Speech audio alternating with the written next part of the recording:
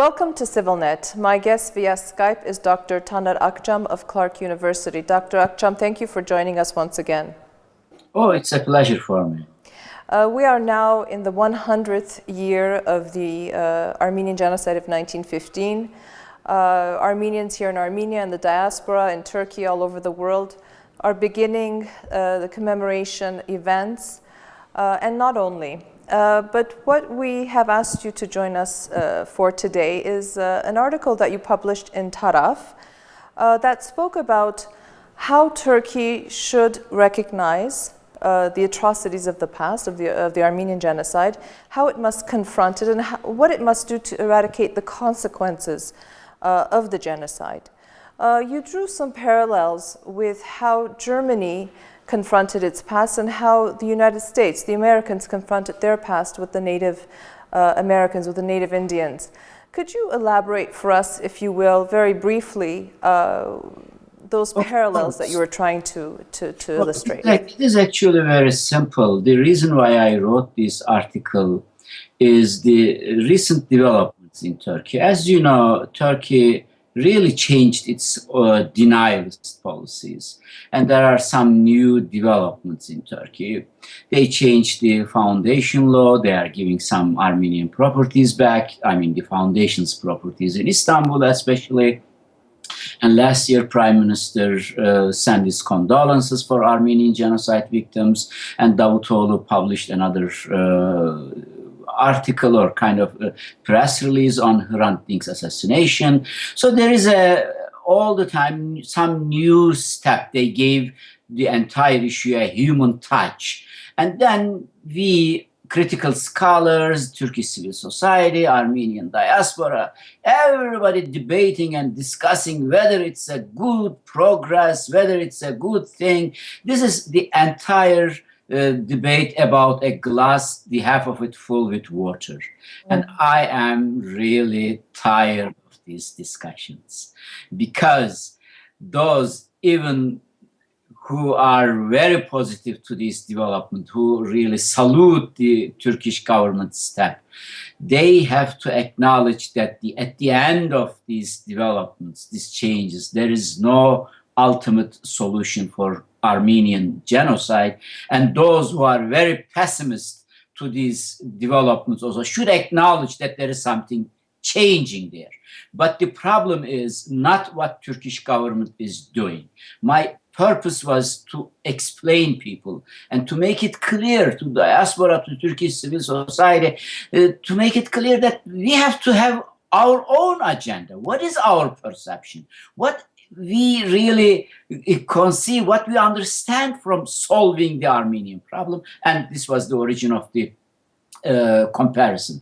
Native American comparison is the way that Turkey is developing. So my argument is there are certain changes in Turkey. There have been some certain changes, and it will continue. We should not ignore and saying that same old, same old. No, it's not the same old, same old. There are some changes there. But you know what? At the end, where they can arrive is nothing more than where United States today is. This is namely, there is a freedom of speech in society. Everyone talks on Armenian genocide. This is what's is happening in Turkey, and there will be some chairs in Turkish universities. They started already. Armenian culture, Armenian language will be taught in Turkish universities, but this is not what we really understand from facing history. And my suggestion was, in that sense, to come up with a total new perspective, saying that it is the Germany that we have to take as an example. Right. So yes, go ahead. Dr. Akcam, one thing that struck me when I was reading, of course I read the Armenian translation of your article because it was written in Turkish. You know, oftentimes when we speak with colleagues, acquaintances in Turkey, those Turks who do want to recognize the Armenian genocide, invariably the conversation goes toward this idea of democratization in Turkey, that this is important for democracy in Turkey. But at the end of the day, it does not solve the issue of justice. And this is what you were trying to say, that yes, it's very well and good that we speak about these things, but there's an inherent difference between freedom of speech and justice, between democracy and justice. If you can elaborate a little bit more on that, I think it would be very interesting for our viewers to also understand. This is actually the core problem. This is this disconnection, misunderstanding between diaspora Armenians or Armenians in Armenia and Turkish civil society. You are right. The ultimate program of Turkish civil society does not go beyond the idea of liberties, idea of democratic society. It is really good, it is important, and without Turkey being a democratic country, it is very difficult to rectify historic injustices. I'm totally on the same page with them.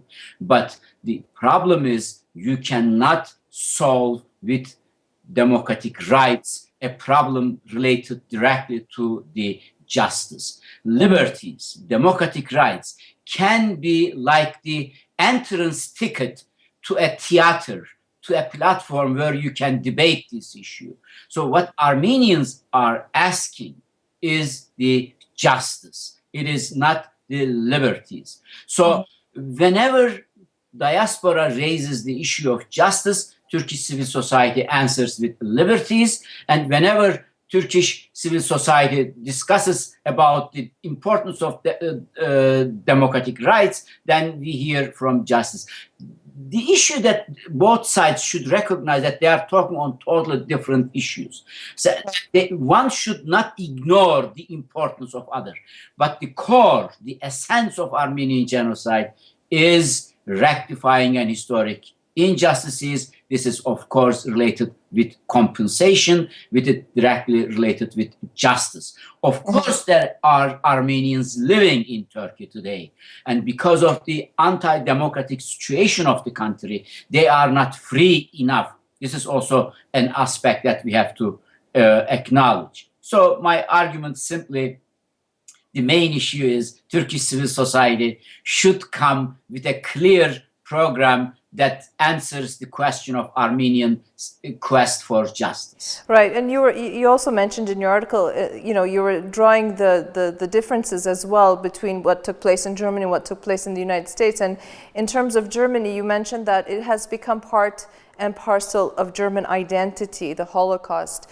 They embraced it, they acknowledged it, they tried to eradicate the consequences, they paid reparations and compensation, whereas in the United States that did not take place, even though, as you mentioned, there was freedom of speech.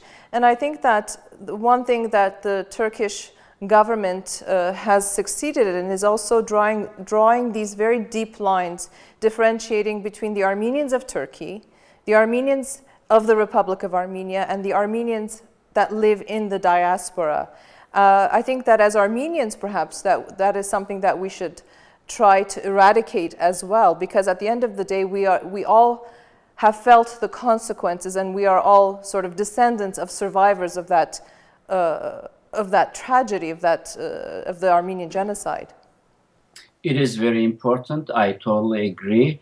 And one major difference between Native American case that I explained and Armenian case is Armenian genocide created two major entities. One is diaspora, and the other, even though Armenia today has stayed in the old Eastern Armenia, but majority of people who established this state were the genocide survivors.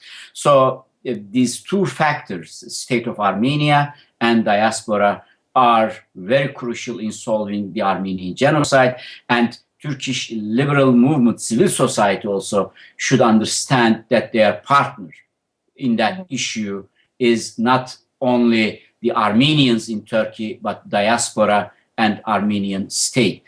One can argue that, for example, that there is no unity among Armenians, that there is no debate or unity between Armenian state and Armenian diaspora and so on. These are actually unnecessary excuses, unimportant excuses, because of very simple reason.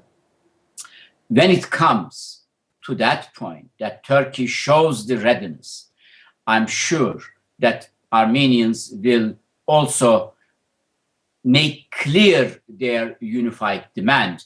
And the last declaration just last week, Armenian government and the diaspora organization is a clear sign for everybody that if Turkey should want to solve the genocide question or the problem, then Turkey should negotiate with Armenian diaspora and with Armenian government. One cannot replace the other. This is the important part. Right. One cannot speak for the other. So this is the important part to notice. Yeah, and certainly an indication of our reality of how we exist following the Armenian Genocide of 1915. Dr. Akcam, just as a final question, I'm sure that we will be speaking with you again leading up to April 24.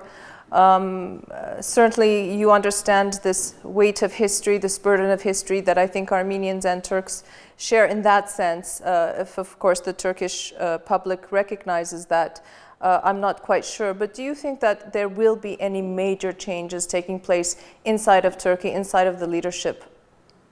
Not in 2015.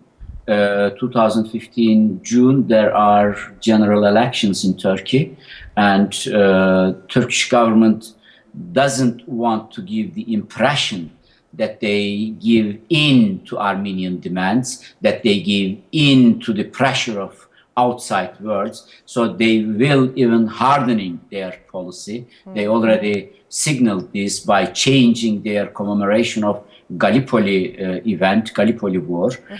So I'm not optimist in that sense. I'm not expecting anything. If I take Etienne Mahçupyan's word as chief advisor to prime minister, they might think some steps after 2015 June election, but I'm not so sure whether government can survive. So there are so many factors there. In short term, I don't expect any major change from Turkish government, but my only hope and my wish, and we have to work towards it, that 2015 is not end of the road, it is the beginning of new era. We should really develop 2015 100th anniversary as a new beginning for the fight of recognition of Armenian genocide. Well, I couldn't agree with you more, Dr. Akcam. Thank you, as always, for your insights and for your contribution. And we will be speaking with you again soon. So thank you very much. I thank you. I'd like to remind our viewers that my guest via Skype was Dr. Taner Akcam of Clark University. Stay with CivilNet.